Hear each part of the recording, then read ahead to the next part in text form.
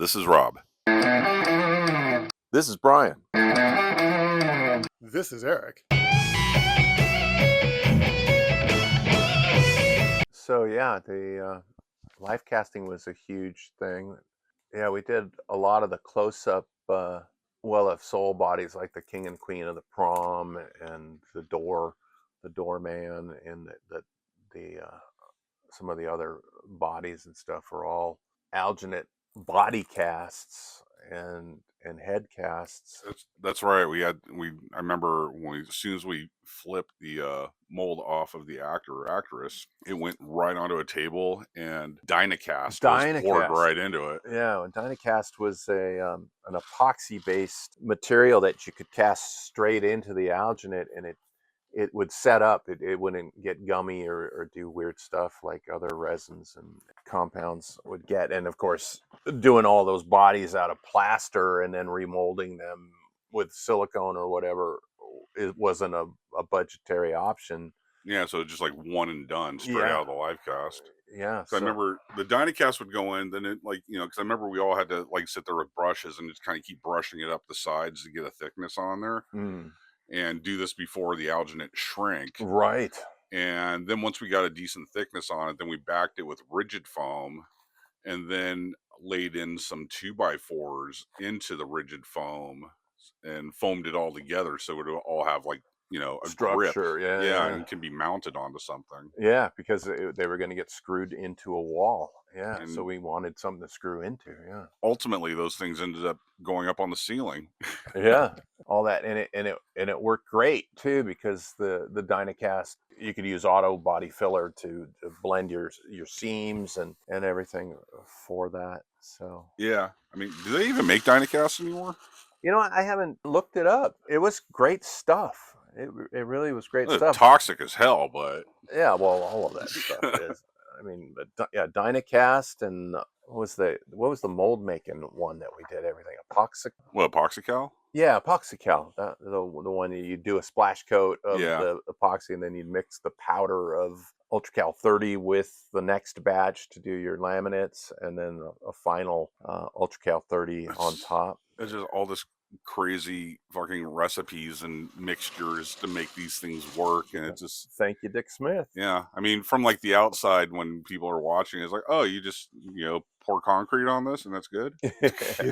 No, it's a little more involved than that. I like watching other people doing things on YouTube when they're mold making, and they'll have some kind of sculpture that they're molding. Then they do a box mold, but the box mold is freaking huge in comparison to what the mold is. And they dump a 1.5 gallons of silicone into a box mold for, something that's about the size of a, soda can, and you're just like, what the hell? And then you see them pop the mold out, and then they start carving into the silicone to release the piece that's inside there. And you got a 4-inch wall of silicone around the whole thing. It's obviously it doesn't need a plaster jacket or anything to hold its shape anymore, because it's just solid silicone at that point. But I always see that and I'm just like, dude, that is such a waste of material. Expensive material. I'm like, oh my God, your wall should be no more than 1 inch to 1.5 inches on there. And then especially if you're only running the one part. I could see if you're going to be running this thing to death, but even then, depending on what you're casting in it, the surface of the silicone that meets the casting material, whether it be a fast cast urethane or some sort of rigid resin, is going to get baked, and you might get 10 runs out of it before the surface of the silicone starts to fail. Yeah. Talk about Smooth-On's Mold Max 30s and some of the other ones. Mold Max 30 cures a nice deep pink bubblegummy color, but after it starts baking out, that surface starts to turn a very pale peach color, and that your days are numbered for being able to get any more good pulls out of the mold once it starts doing that. That's when proper mold care comes into play on that stuff, where you just have to do things to take care of your mold while either apply some Vaseline into it to keep it lubricated and stuff properly, so you can get future molds or future pulls out of that mold where you're not ripping at the hard surface that it's turning into. Yeah, there's that, but you can't use But you gotta watch. Vaseline against if you're going to be running urethanes in it because it'll stay gummy. Right. You also got to watch your temperatures on the things you're going to be using in that mold. Yeah. You got to know what your temperatures are. Otherwise, you're going to be cooking your silicone molds a lot quicker than normal.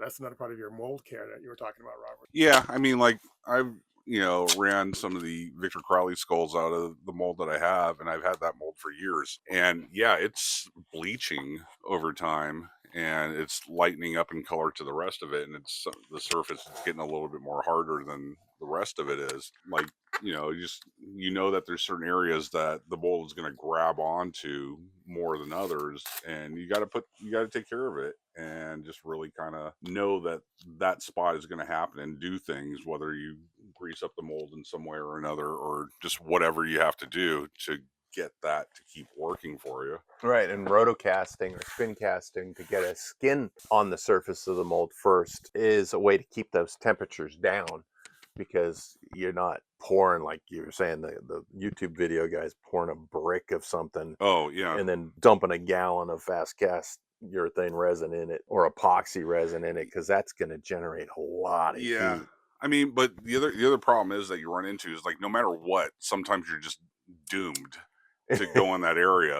Right. Because like you can rotocast like Silcast or any kind of resin or epoxy into it as much as you want to, and do a nice thin even layer in there, and it's not going to heat up that much, and you give it a little extra time so it cures and everything, has a nice shell.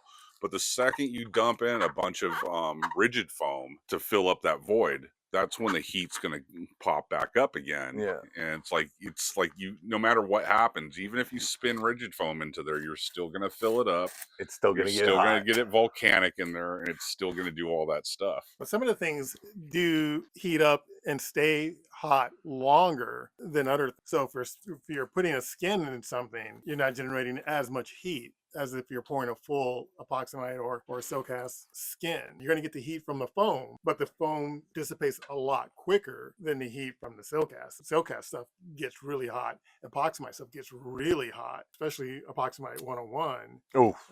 Oh yeah, we learned that lesson the hard way. Cook on that, and but if you're skinning something, yeah, any of those resins that has a very fast set time, cure time, if you're wanting your molds to have a lifespan, those are the ones to stay away from, because of that temperature issue. That, the same thing when you're just laying up polyester resin, and we're doing big fiberglass molds. You don't leave your resin in your laminate resin in a tub while you're tapping your glass. You pour it out into a tray so that it's not generating all of that heat in a confined area, and it'll last longer for your working time. I generally still keep it in the tub because I go through it so fast. Yeah. Well, we've been doing some big stuff lately, so it's like, yeah.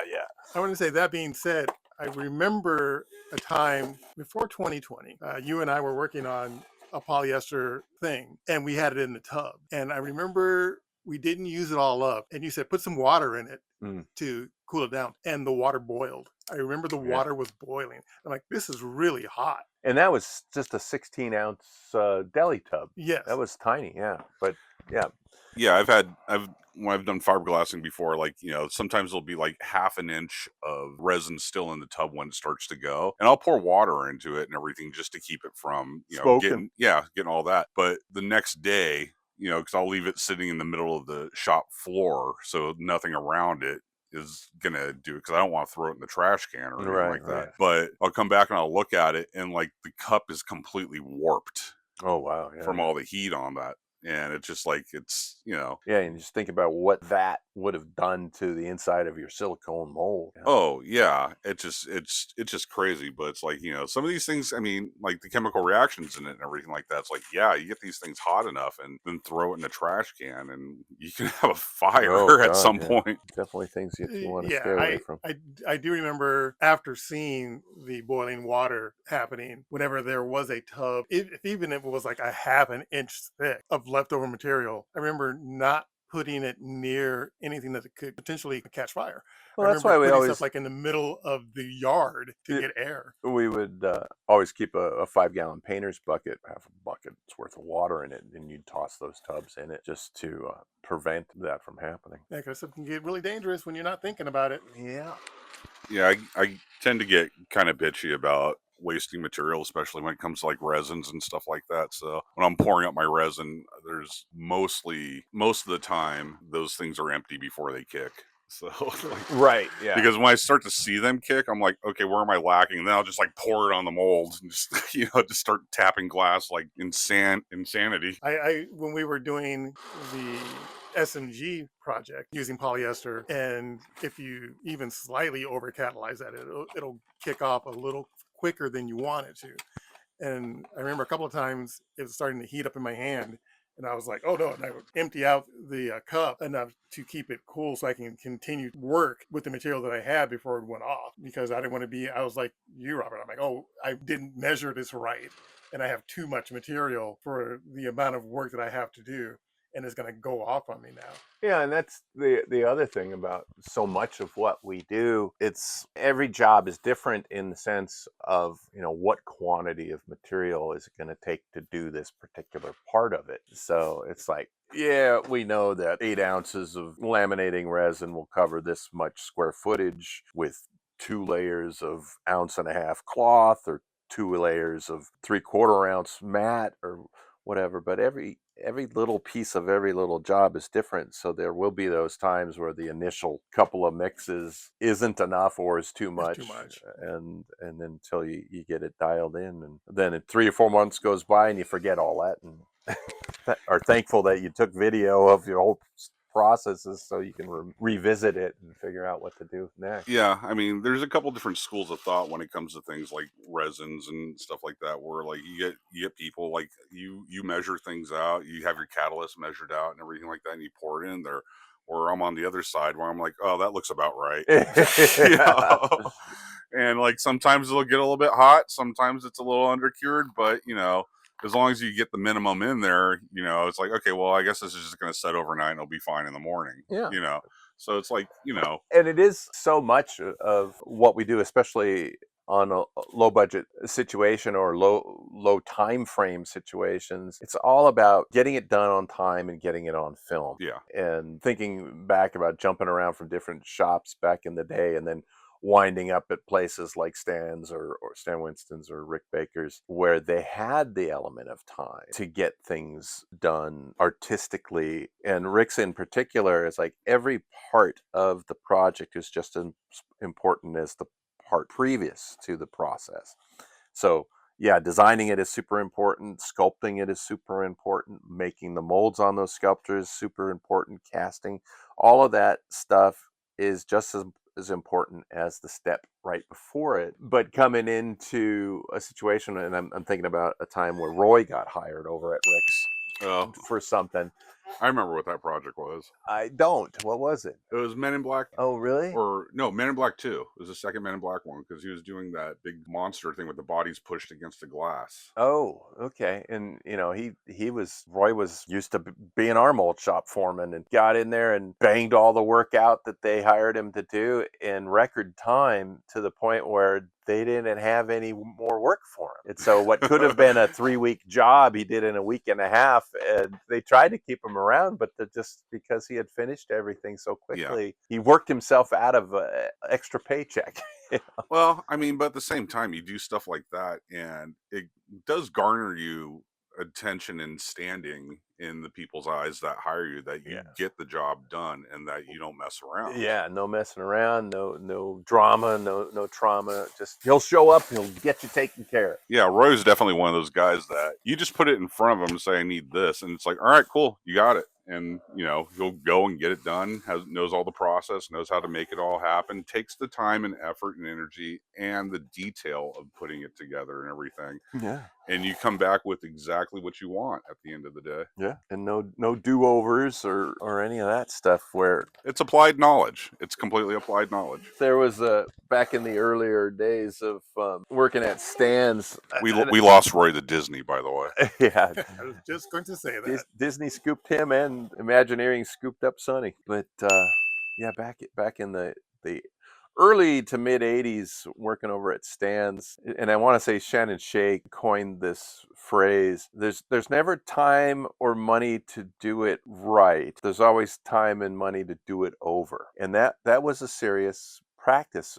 That was the first shop I had ever worked at where we did do brick silicone mold, and then you had to razor them open. And Tony Gardner sculpted the new chest burster for Aliens when we were working on Aliens, and poured a silicone brick mold of this thing, and it had to be razored open, whereas if it had been a matrixed mold with a seam and everything, it wouldn't have needed to be razored open. And Tony, I'm sitting here rubbing the webbing of my index finger and thumb in sympathy.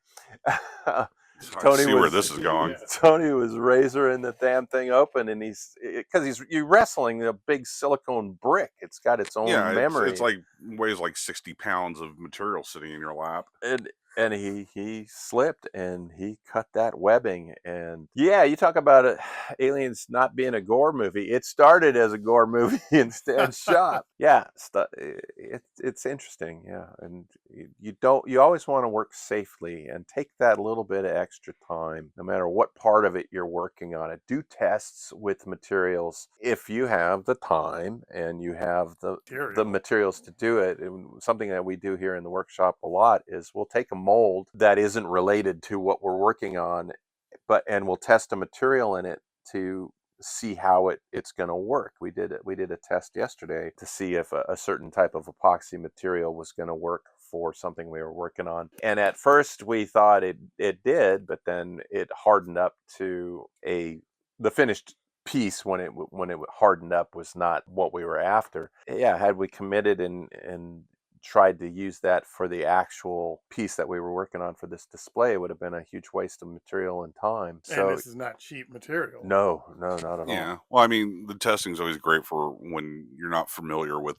what the outcome is going to be on it, and you can't guarantee it. So, you know, like I'll test things when I'm like, I'm not sure how this is going to work, so I'm just going to run a small test on it to see how that works out. But if I know it's going to work in this because I've had experience in other things that were similar to it and stuff, I'll be like, oh, let's just see what happens. Let's go. Well, yeah, and it's just applied knowledge once again. Very true. I mean, you know that a 4-pound rigid foam is going to react a certain way, but there are those unfamiliar areas and times, and definitely test things. And regardless of your limited budget or whatever, test them in quantities big enough to make a difference. Because even like last month, we were testing some urethane things here in very small quantities to see how they would work. And the small quantity doesn't set the same way a larger quantity does, especially when you're adding a pigment to it, and the pigment might be acting as an inhibitor or retarding the curing process or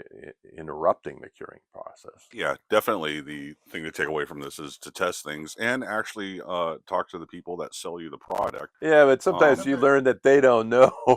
Well, I mean, you'll get a sense if they don't know or not, but at the same time, if they're saying like, well, you can try this, is usually terms for I don't know. But if they're like, no, this will work with this, then usually they're pretty accurate about that. But it's always the one where they have a little bit of a question to it. Right, yeah. Be fair. Or if they're trying to force an expensive product down your throat because they know you don't know. Oh my, yeah, like the time I went to that one place and I was like, hey, do you have like a plasticizer for the tin base? And like, oh, they don't make that stuff. They've never made that. So I'm like, are you fucking kidding me?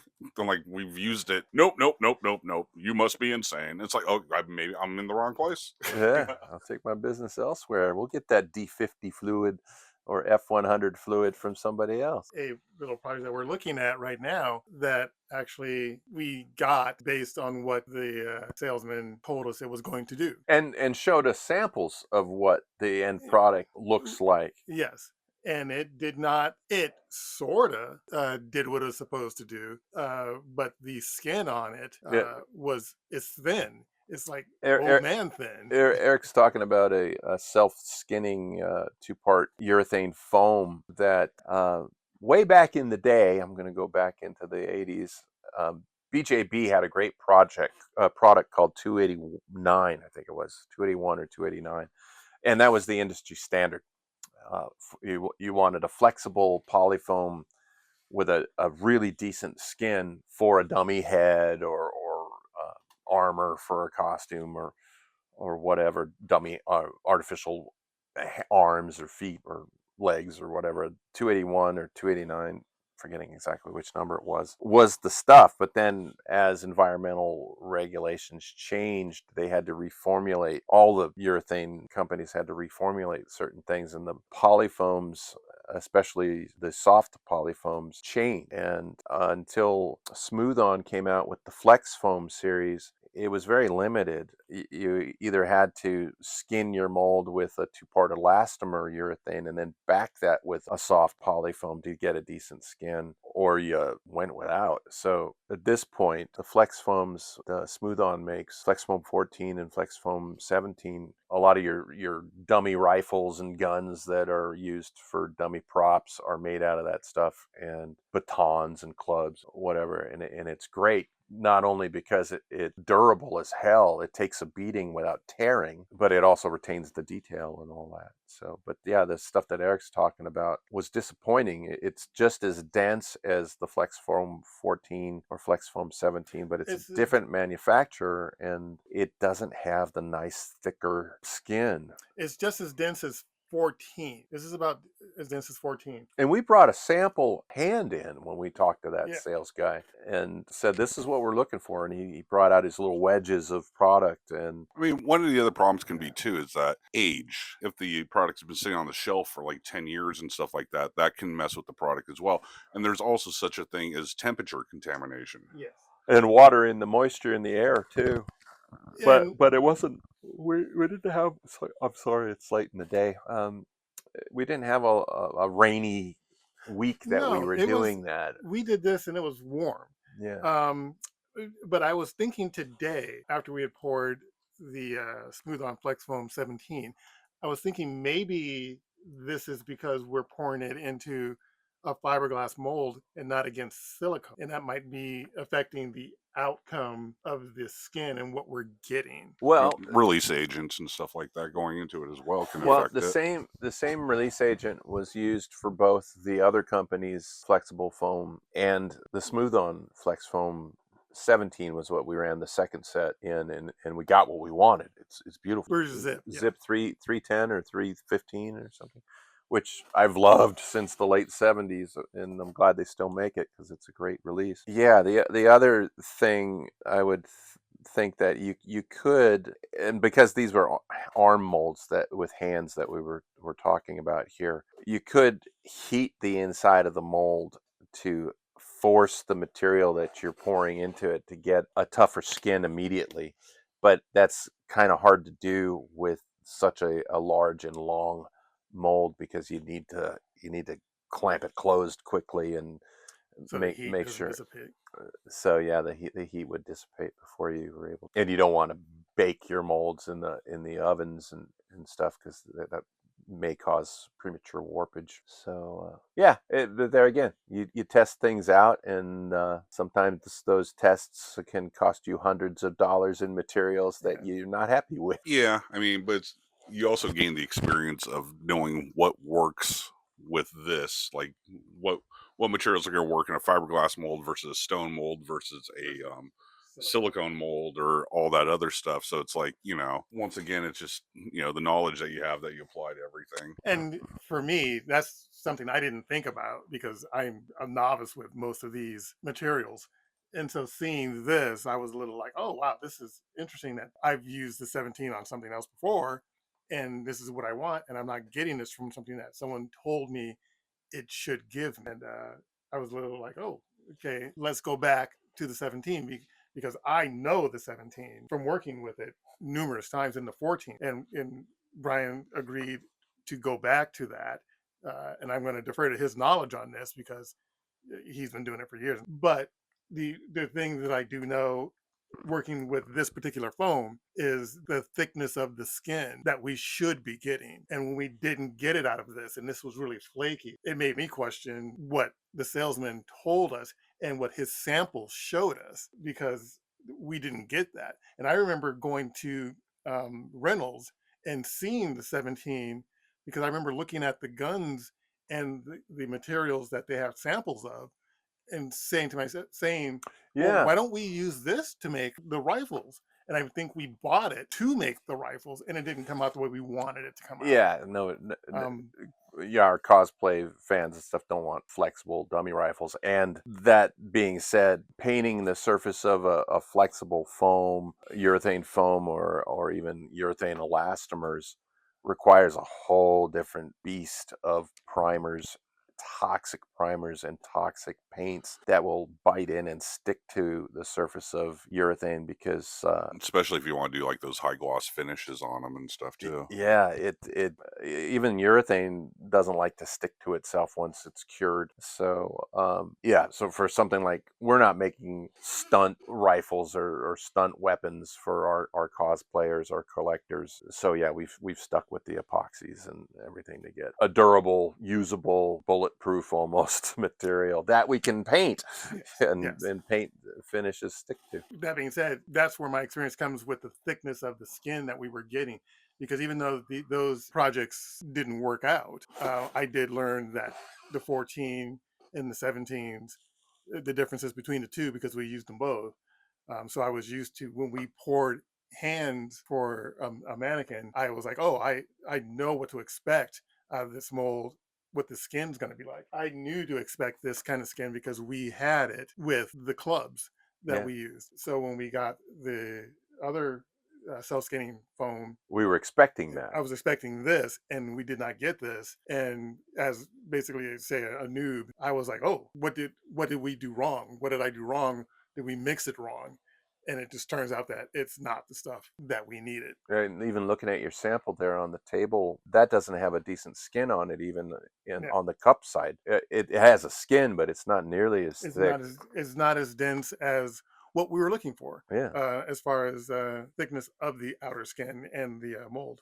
And the thicker skin that Flex Foam 14, and certainly Flex Foam 17, and we even went up to things like Flex Foam 25 for certain things that we were doing. We have some Flex Foam 25. You can machine it. I mean, you can Cool. Dremel it and Yeah. sand it and work that seam without the cell structure of the foam showing up while you're dremeling away a flange or whatever.